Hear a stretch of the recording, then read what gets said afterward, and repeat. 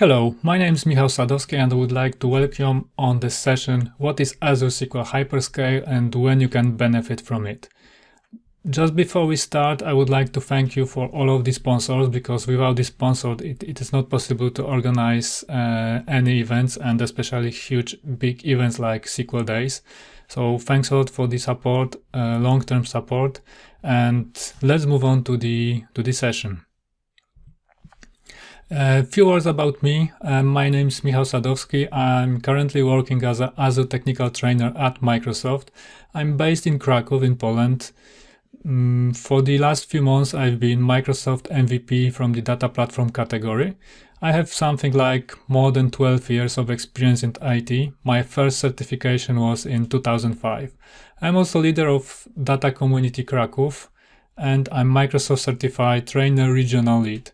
I've been speaking on numerous conferences around the Europe, and my main focus is optimizing infrastructure usage, migrating to the latest version, no matter if it is on-premises or in the cloud. I'm also a big fan of the certification. As you can see, I'm certified from many different aspects, and I would like to share some knowledge about the hyperscale. In case you are interested, you can contact with me on the LinkedIn. The link is visible on the bottom of the slide. So let's move on to the agenda. At this session, I'm going to discuss few of the options. First option is in case we would like to have SQL Server in the cloud, what we can choose from. So I will just describe few of the SQL Server options. Then I will say a few words about what is hyperscale and what is the architecture of the hyperscale. On the demo, I will show how you can create hyperscale instance within the Azure cloud, and also how you can migrate to hyperscale. I will tell a few words about the limitations, so when you need to look for about the possible issues with hyperscale, and then at the end there will be a summary. So let's move on to the first subject. So is the one about the SQL Server in Azure. As you can imagine, there can be many different options. In case you are not familiar with the cloud yet, then the first obvious choice for you will be virtual machine. So in that option, you have the shared responsibility model, and within that shared responsibility model, Azure manages the hardware, so you do not have access to the physical hardware. You own the operating system and SQL Server. So in case you need to have very specific configuration of the operating system, you need to have very specific configuration of SQL Server, then virtual machine is one of the options that you should consider. You also own monitoring and HRDR. HRDR, so it means high availability disaster recovery. So you need to pay attention to all of the details, all of the configuration that needs to be performed. On one hand, it is the one of the easiest options. So when you are just making the very first step from on-premises to the cloud, then you should consider virtual machine. So there is an option SQL Server in Azure Virtual Machine as one of the options. The second option is using SQL Server instance. In that case, Azure manages the hardware and operating system. So it is the difference comparing to the previous option. And you need to get a SQL Server, but we can help with managing it.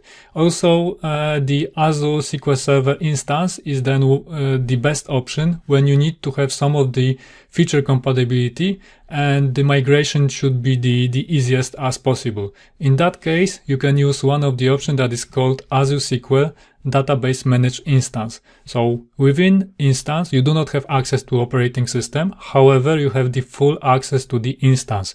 So in case you need to have cross-database queries, you need to have SQL Server agent job, or you need to have some other functionality, then Azure SQL Database Managed Instance is the option to go. And the third option is when you need to have only one single database. In that case, Azure manages the hardware, operating system, and SQL Server. So it gives you predictable performance. So you just select the model or the t-shirt size of the database that you would like to have. And Azure also provides HRDR, monitoring, and all of the intelligence regarding your database.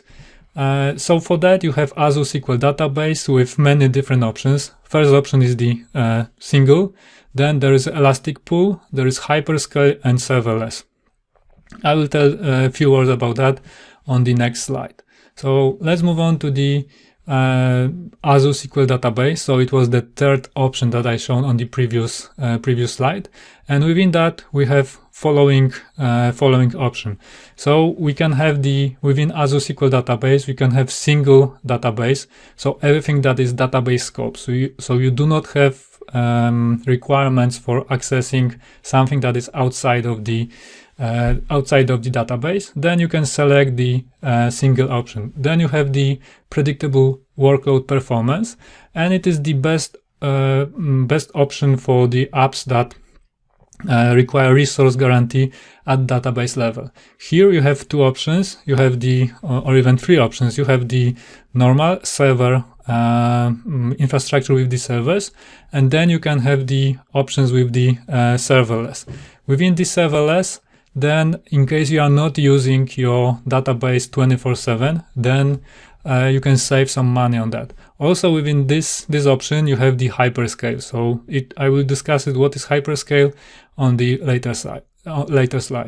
Then within the Azure SQL Database, in case you have much more than single database, you can have the Elastic Pool. So you can share the resources optimized for the greater efficiency and multi-tenant application. So in this scenario, you have more than one database, and each of the database do not require to have separate DTUs. You can just create one single pool and then move all of the database inside that pool. In case there is a need of one database requires a little bit more resources to be used, then you can just use the shared one from the whole Elastic Pool. So here you can save some money. And the last option is managed instance.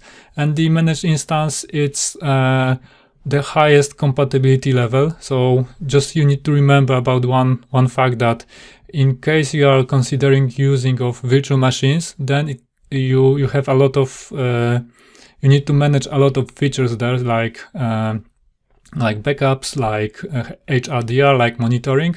Within managed instance, you do not need to take care about the operating system, and then you still have the look and feel of the normal on-premise installation. So it is the managed instance is best for the modernization at scale with low friction and effort. So it's like migration from one instance to another. So let's move on to the hyperscale. What are the hyperscale features that can be beneficial for you? So there are a few of them, like almost limitless database. At the moment, hyperscale supports the database of the size of 100 terabytes, so it's quite big database. There are a few no size of data operations, so usually it works like the normal database. There are some small exceptions, but I will just tell about that at the end of this presentation. In case you are performing backup, there is zero performance impact on that.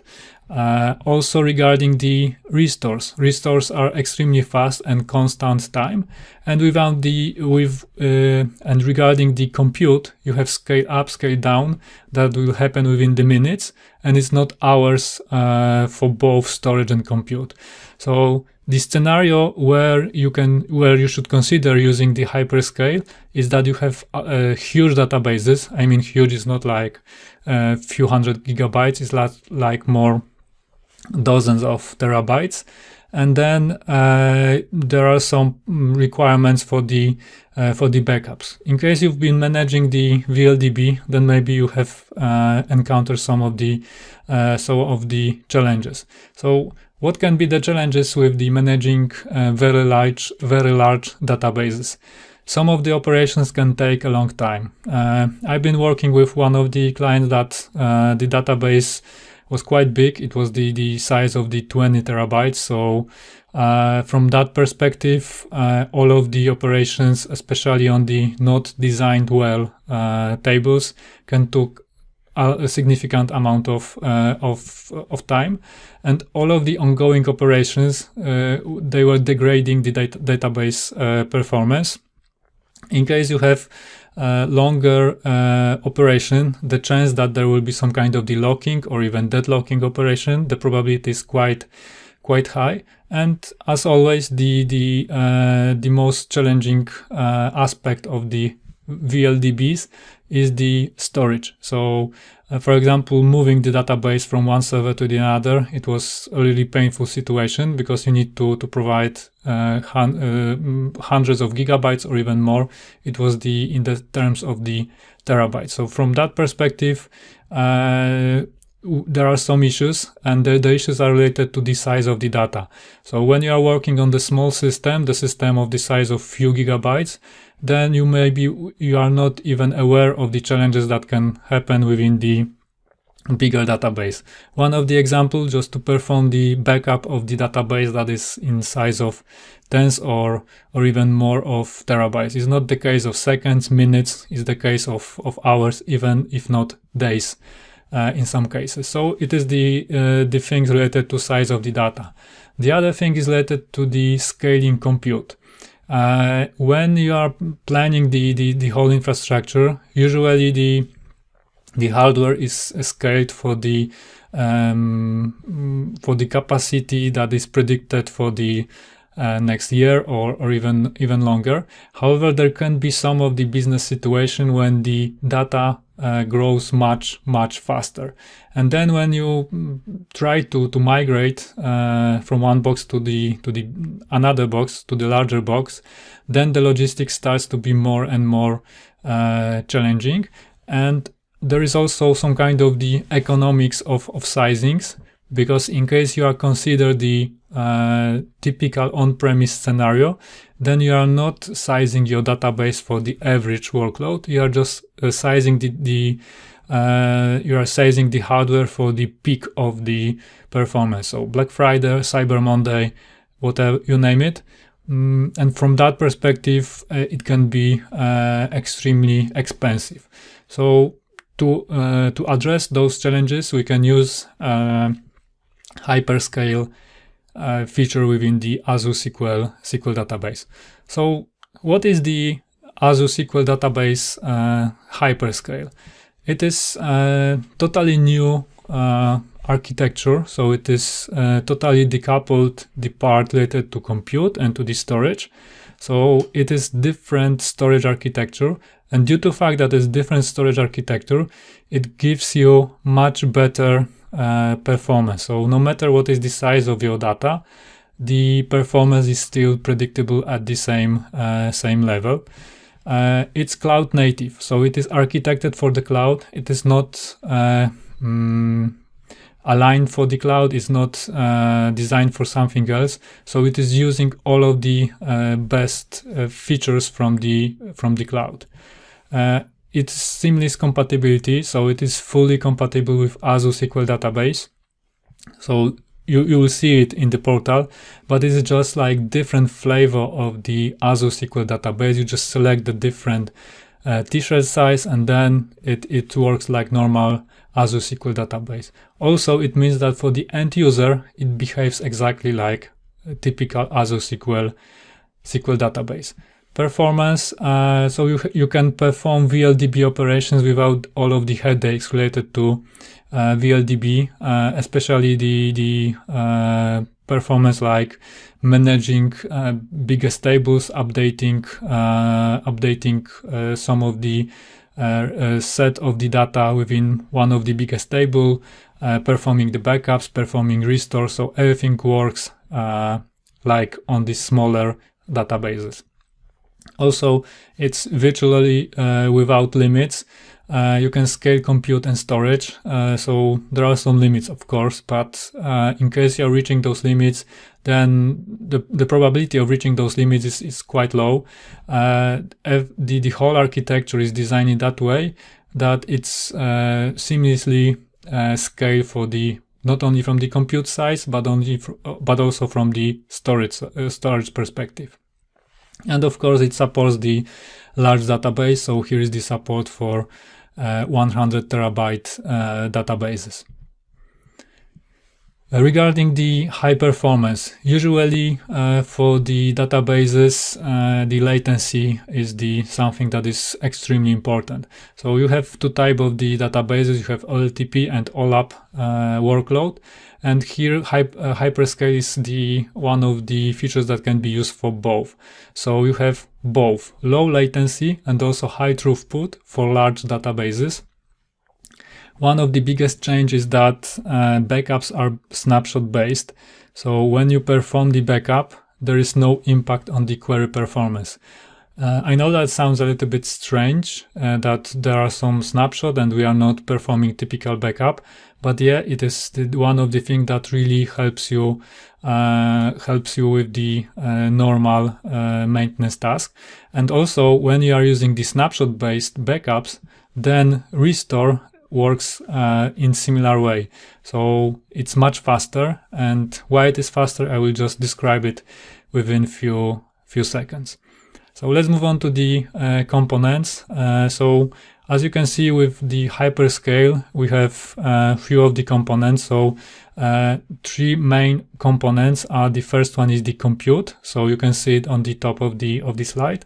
And for the compute, you have the local SSD cache.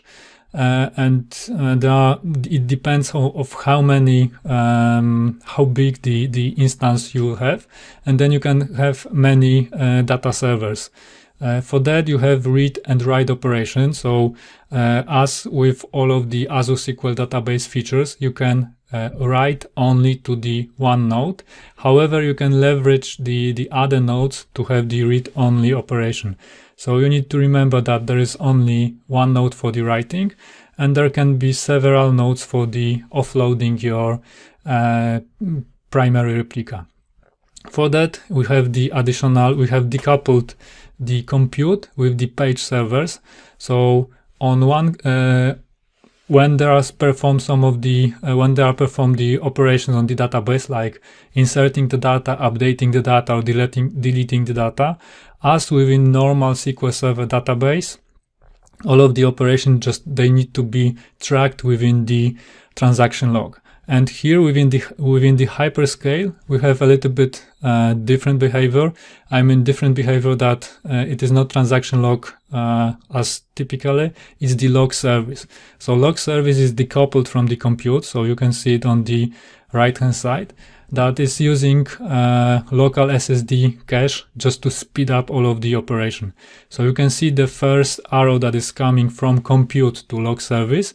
It's for the write operation. And then the second arrow that is coming back from the log service to compute is just for updating all of the different nodes with the same data.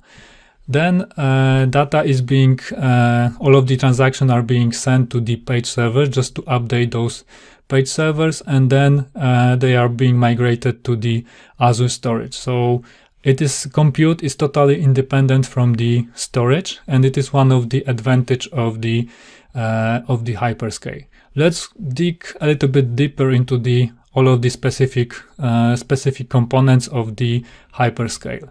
So we have the primary server, and for the primary server, only write operation can perform. Then when there is a write operation, this write operation is being written to the log service, as I have mentioned earlier. Then from the log server, all of the operation are being sent to the page server. Each of the page server contains local cache, so the speed of the retrieval of the data is on really there is a really high, really low latency when you're retrieving the data. And then all of the data is being stored on the Azure storage.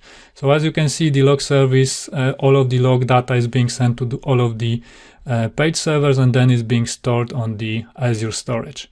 Also, you can part of the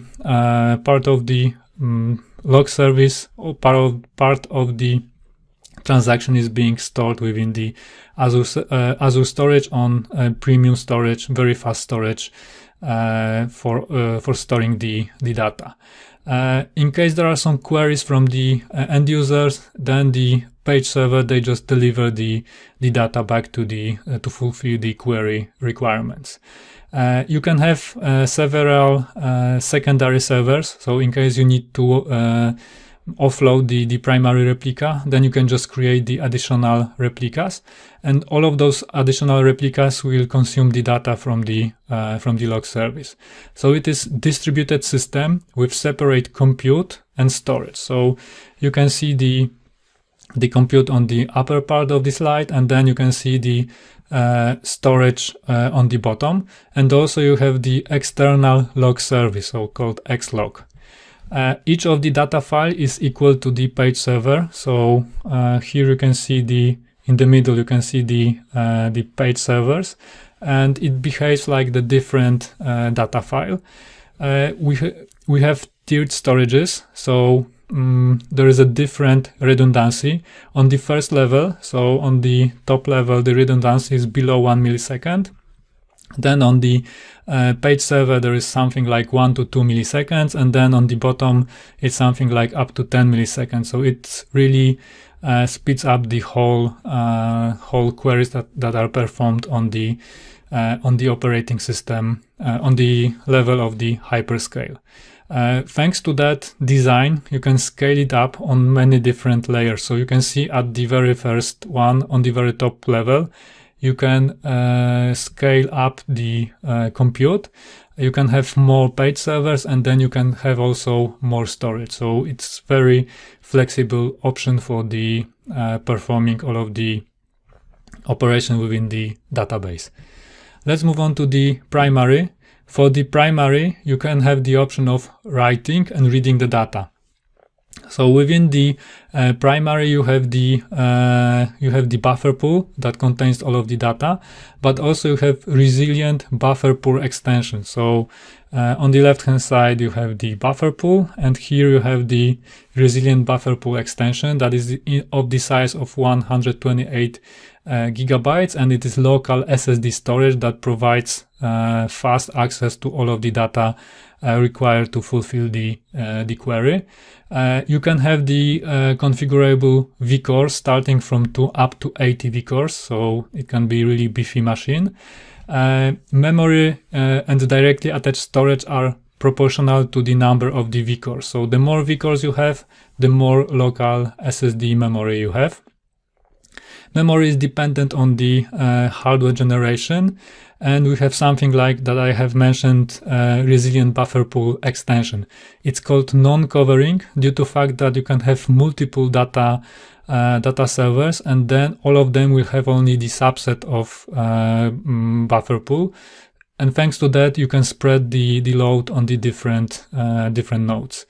Usually the latency is around 1 to 2 milliseconds for data access latency, and you have the possibility of performing read and write workloads on that scenario.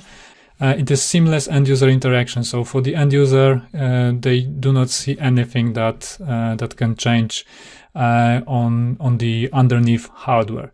Let's move on to the readable secondaries. On the readable secondaries, they are the same size as the primary. So in some of the cases you can say that is disadvantage, but I would say it's still advantage because all of the secondaries will be the same size of the primary replica, and you can have up to 4 readable secondary replicas. Read-only workloads, you need to specify the application intent for the read-only. So when you are connecting to the secondary, within the connection string, you need to provide the information that, yeah, I would like to use the readable secondaries, and you can do it by setting up the application intent equals to read only. The distribution of the workload is based on the round robin distribution. So the first one, the second one, the third one, the fourth one, and then again the first one. So the distribution is the round robin approach. We have it is the hot failover target. So from the perspective of the readable secondaries, you are just spinning up only the compute, and still you are using the same storage that is underneath. So you just offload the compute part, and it means that you can perform the hot failover because all of the secondaries will have the same data that is available on the primary server. Let's dig a little bit more to the page server.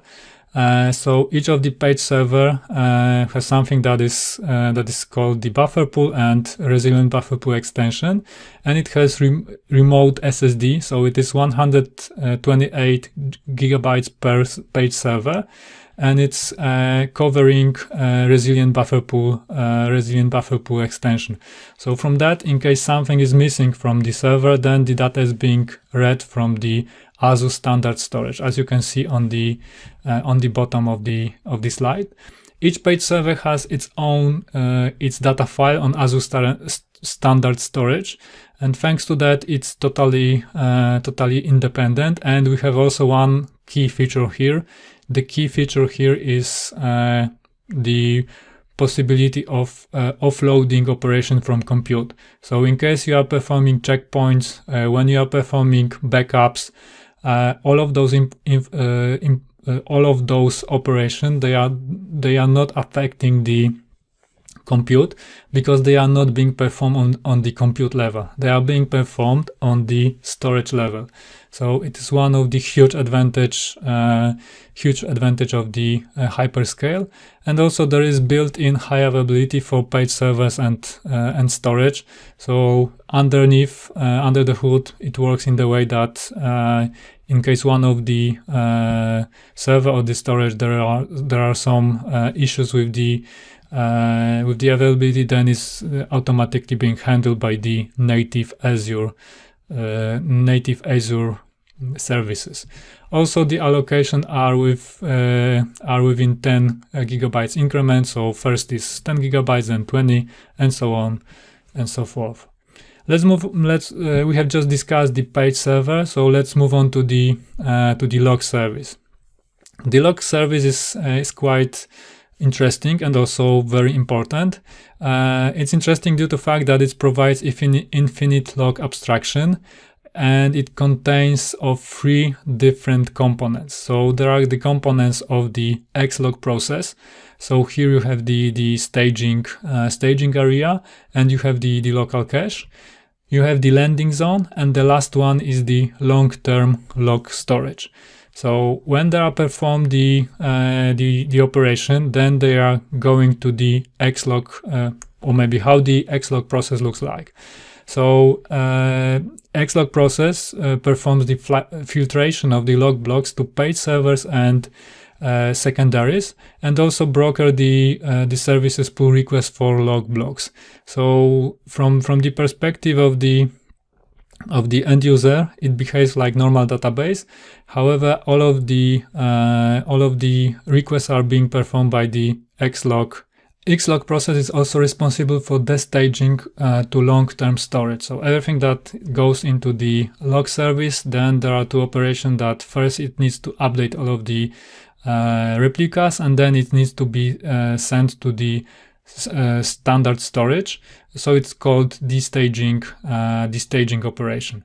When you have the commit performed, this commit is being sent to the log landing zone. It's premium storage, quite fast storage, and it is durable commit point. So no matter what will happen to the storage, when it is written, then it is written, and usually it is around from 2 up to 4 milliseconds of latency, and it is broken into the smaller virtual log files, quite similarly as they are within normal SQL servers, which contain log blocks.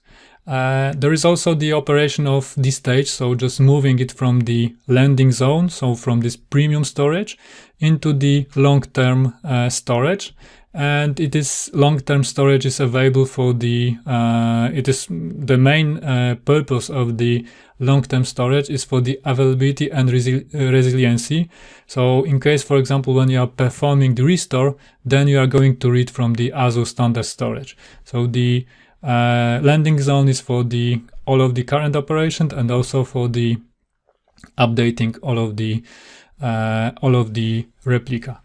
Okay, there was a lot of new knowledge, so maybe let's move on to the demo just to see how it works. So let's switch back to the Azure portal. So I have my, I'm just logged into the Azure portal, and within the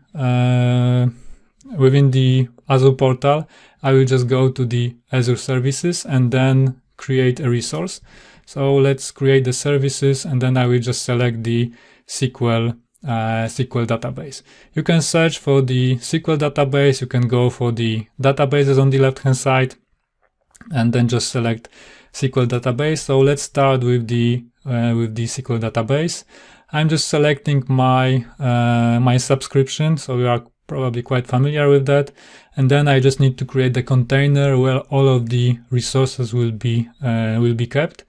I will just use the one of the earlier created, so it's resource group called SQL Day, and then I just need to provide the database name. So I will just call it like Hyperscale,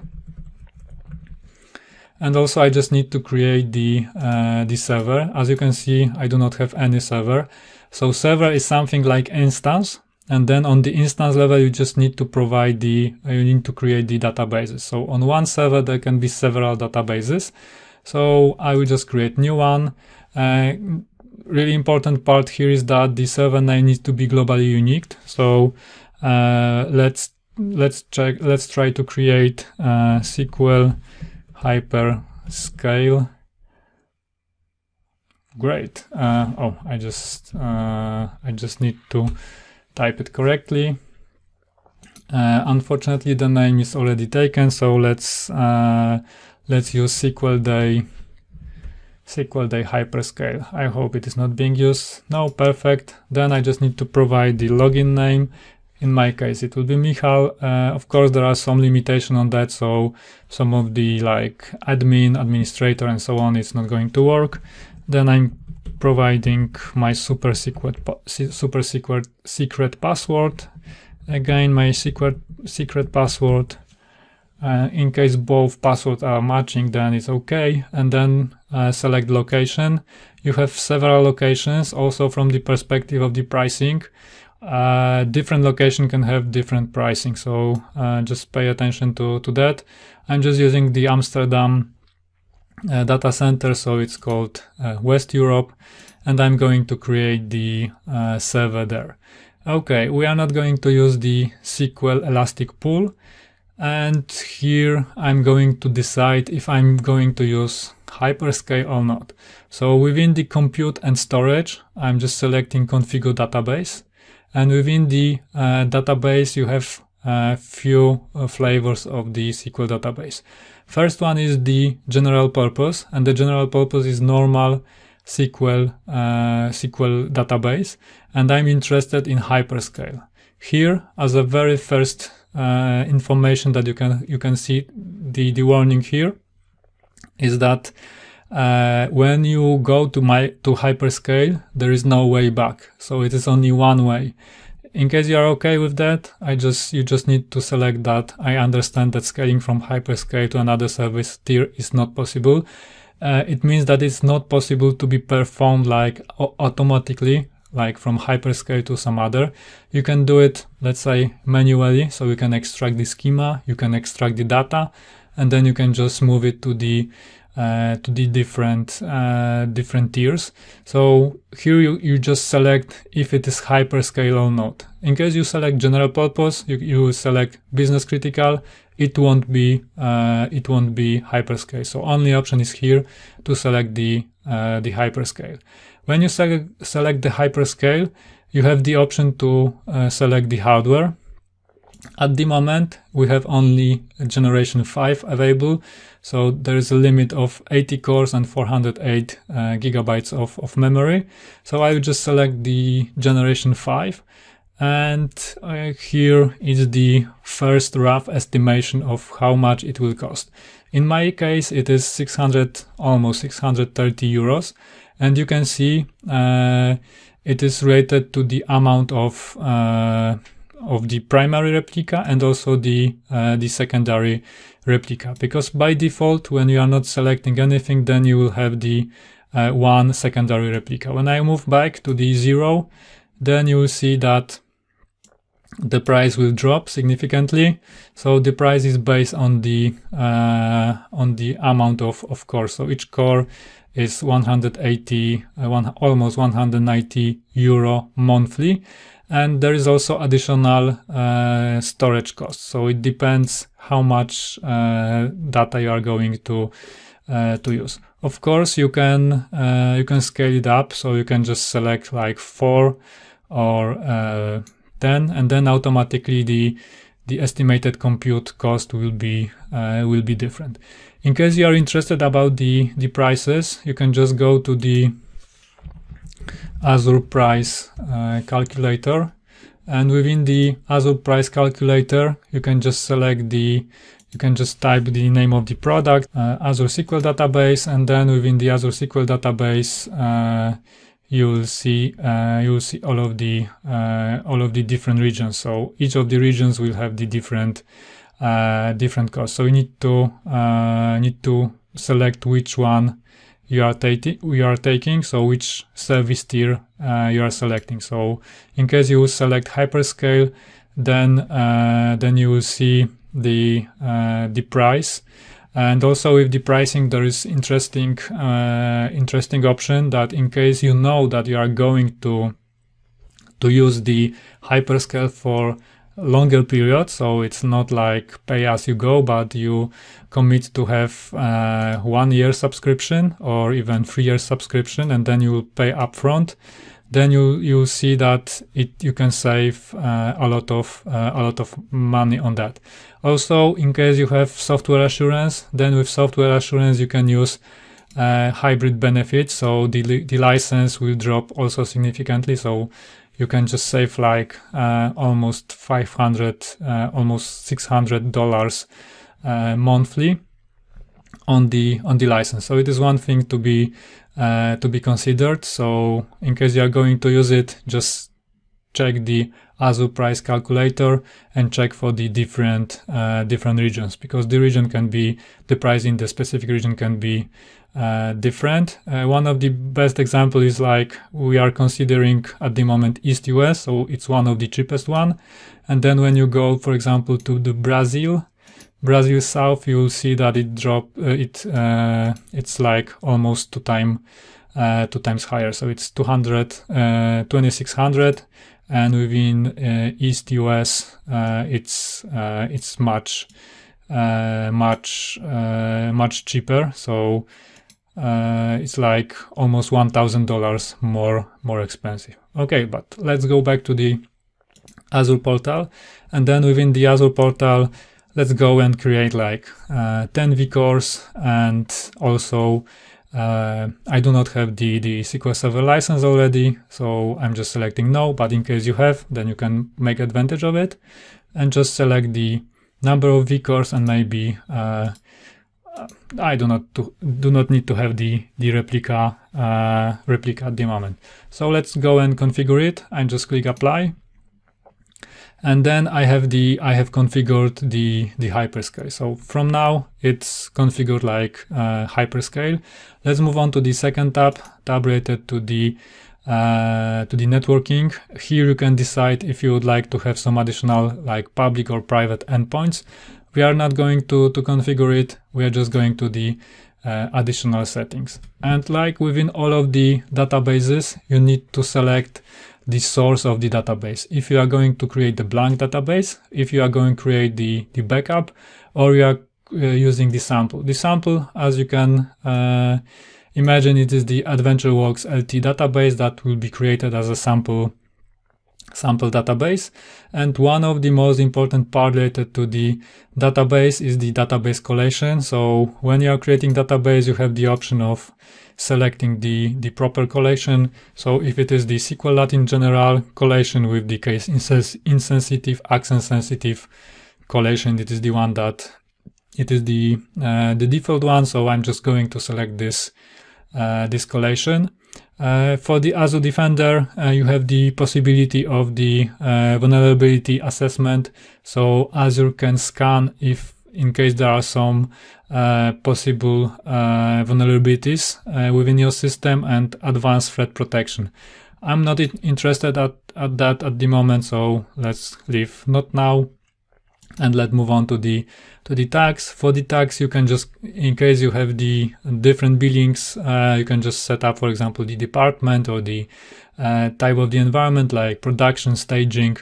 I'm not interested in that, so let's move on to the review and create. So here you have the summary, what you have selected, what is the estimated cost for that, and all of the basics that like subscription, resource group, and so on. Also, pay attention to this link on the right hand side. I will just open it on the within the portal, and then you will see that everything that we have already selected can be scripted. So you can just download the script, and then when you need to deploy it once again, then you can just use the script, or like add to the library. Okay, let's go on and create the hyperscale instance. So I'll just click create, and then after some time, it should be ready. The first thing that needs to be created is just creating the SQL server, and then once the SQL server is created, then the database will be created. As you can see here, first one is the server, then is the storage account. So it will take a few seconds to be created. Our deployment is completed. All of the resources are already created. So let's go to that resource.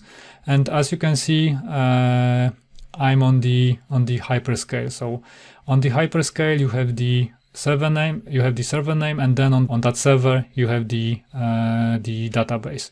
So as you can see, the pricing tier is already as it was set up, so it's generation 10, and at the moment we have only used space of 28 megabytes and 10 gigabytes.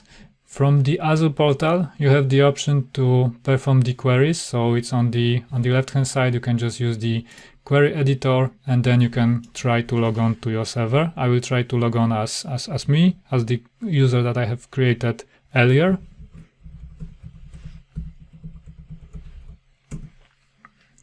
And as a first, when you are connecting to the Azure as a first time, then by default, all of the SQL databases, they are secured or configured with the Azure firewall, and this firewall is preventing from accessing to the SQL server. So in case you would like to connect to that instance, then you need to go to the firewall, and the firewall is on the server level.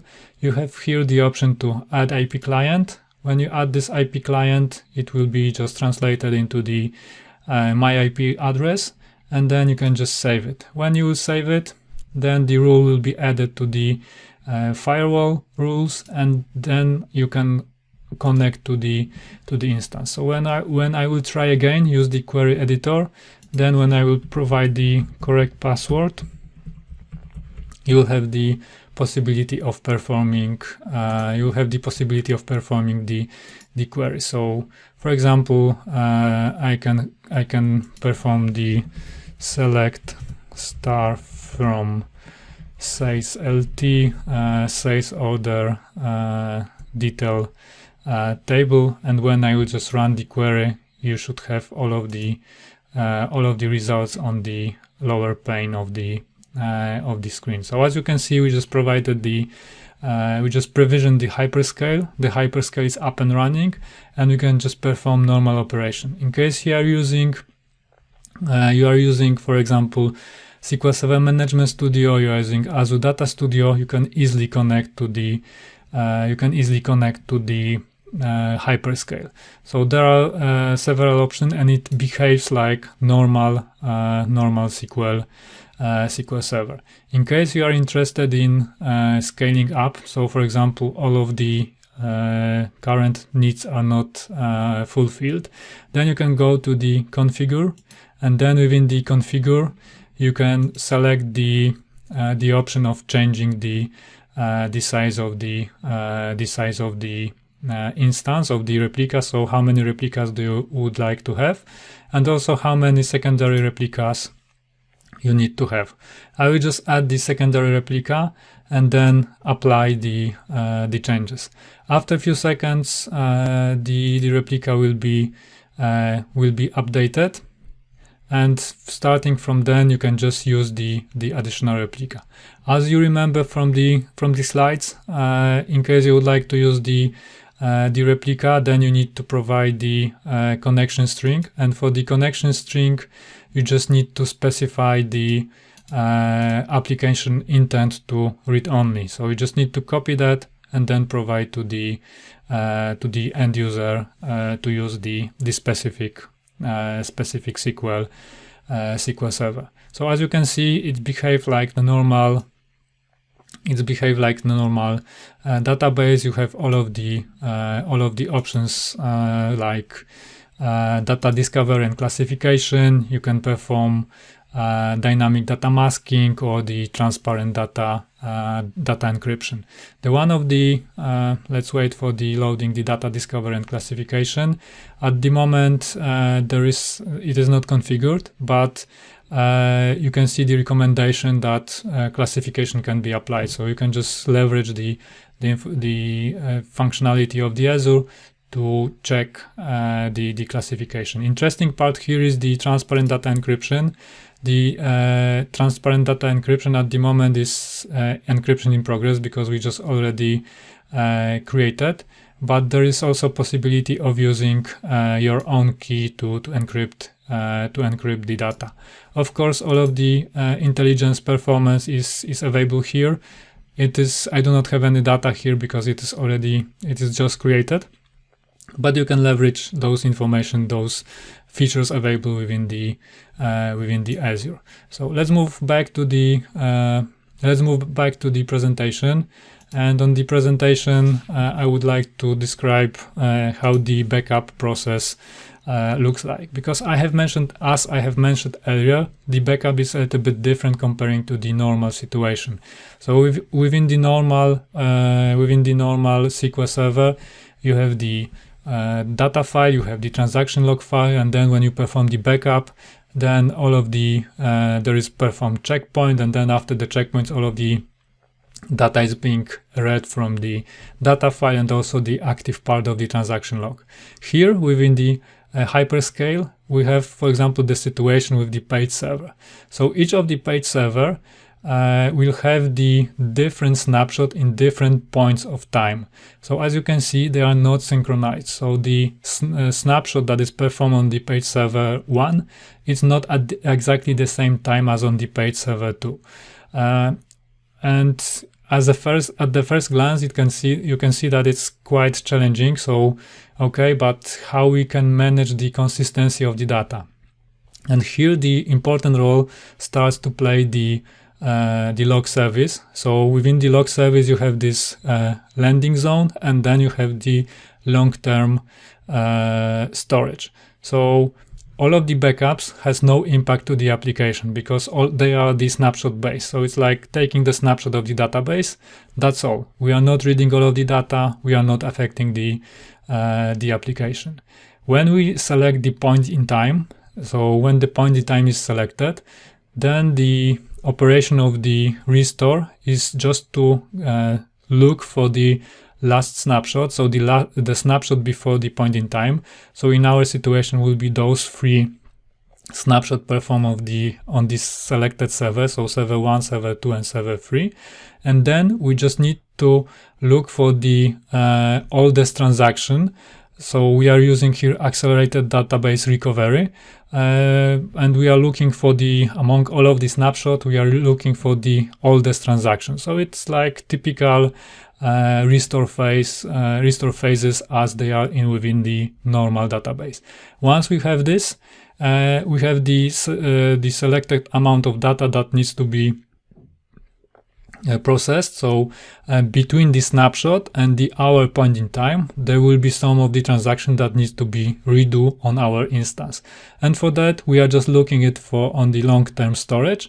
And once we have identified all of those, then we are going to going to read this data. When this data is being read, then we are just creating new instance, and on that new instance we are just using the snapshot, and then we are applying all of the amount of data from the log service to all of those instances.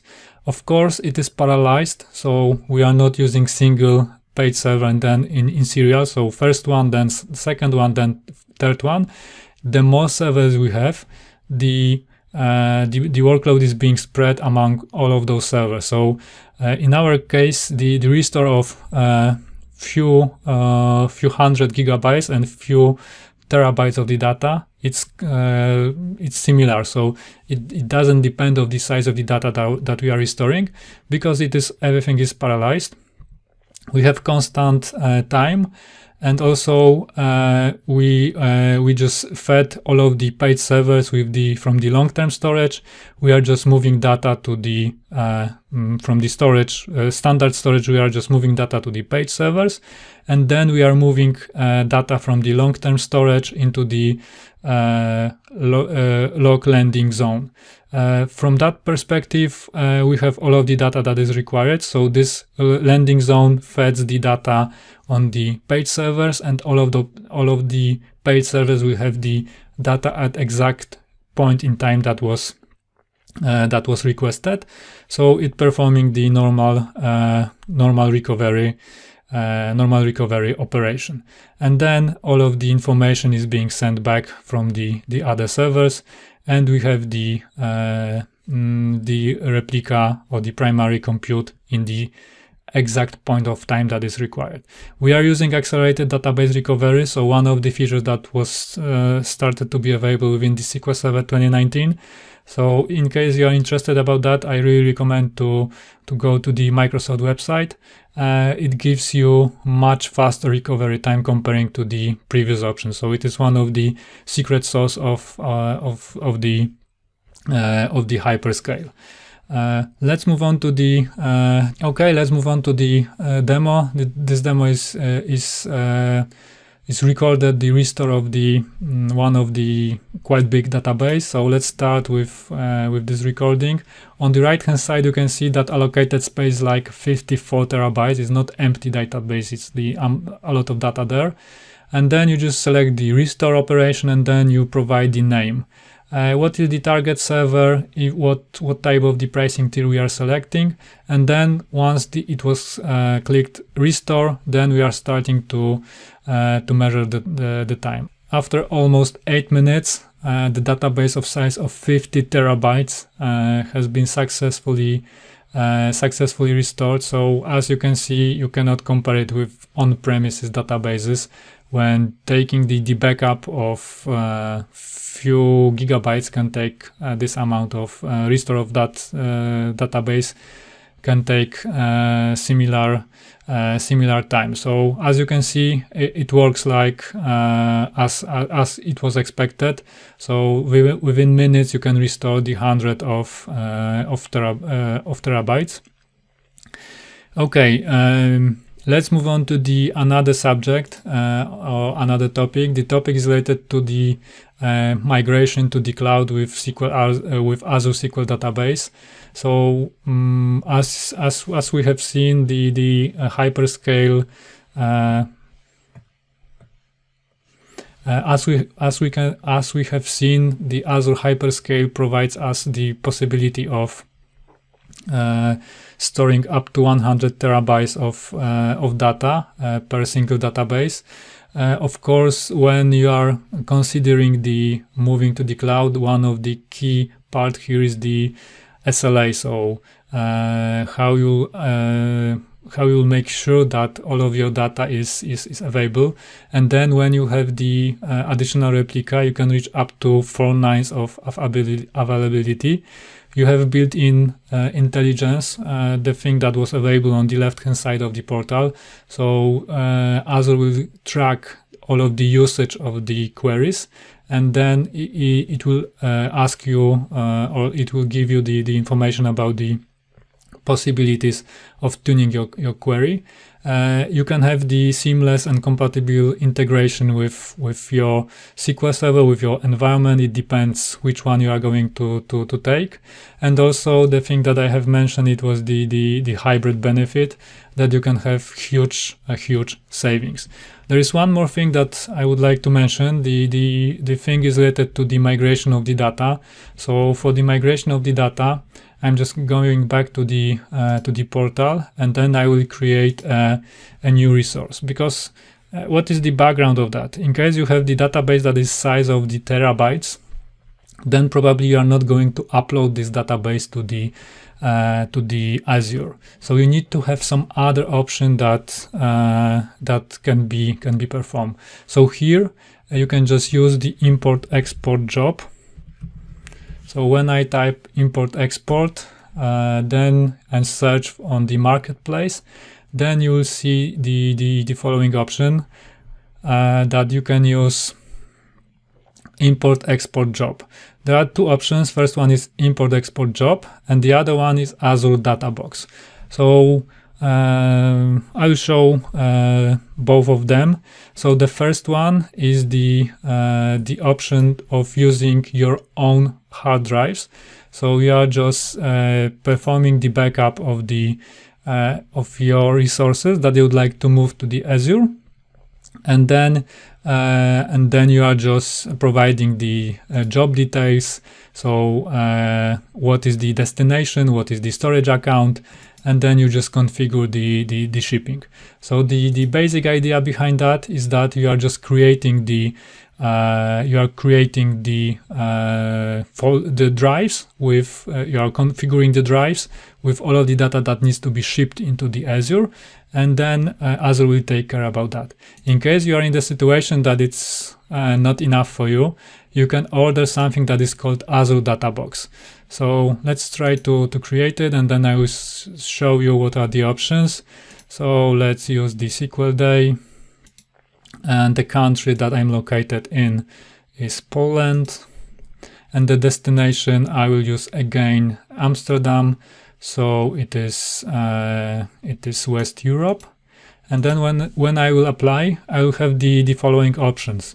So in case you have the database of the size of the few terabytes, then probably you are not going to upload it by your own using your own internet service provider, but you can just order the data box disk, or you can order the data box. So it can give you up to 80 terabyte of usable capacity, and then you can just connect to the local internet, local network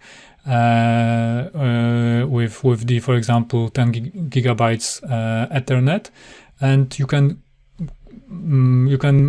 copy the backup of your database into this device, and then you can just synchronize with just providing some additional transaction logs that needs to be performed. So it is one of the options that I would really recommend to explore, because when you are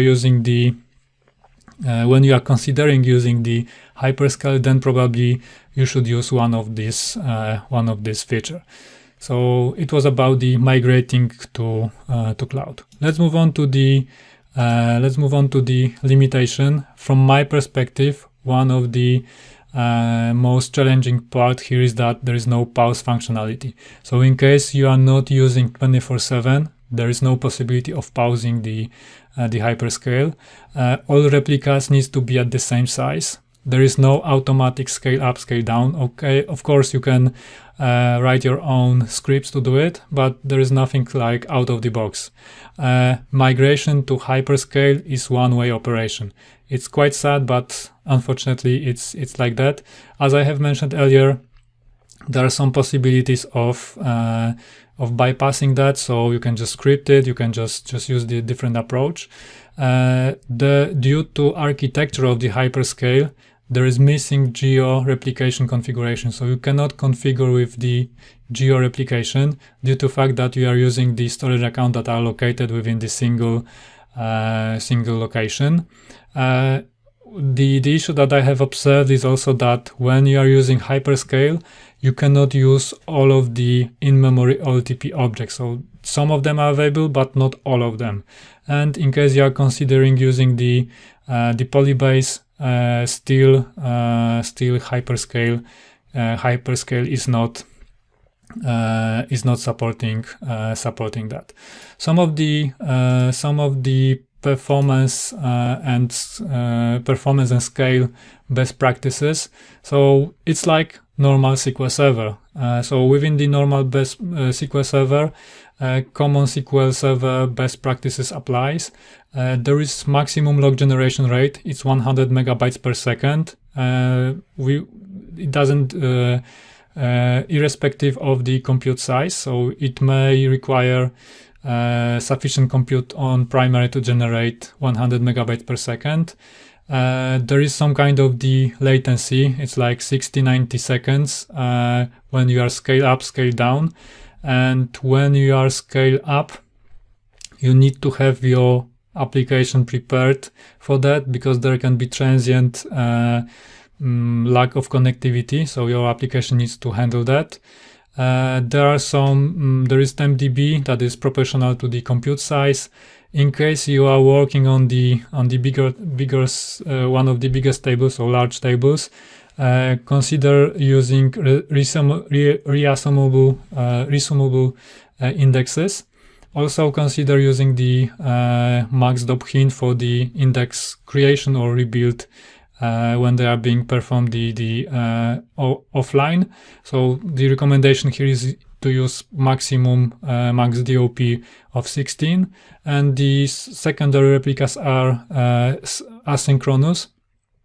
So there can be some of the some kind of the workload that doesn't tolerate any data latency. So then you need to read on the primary.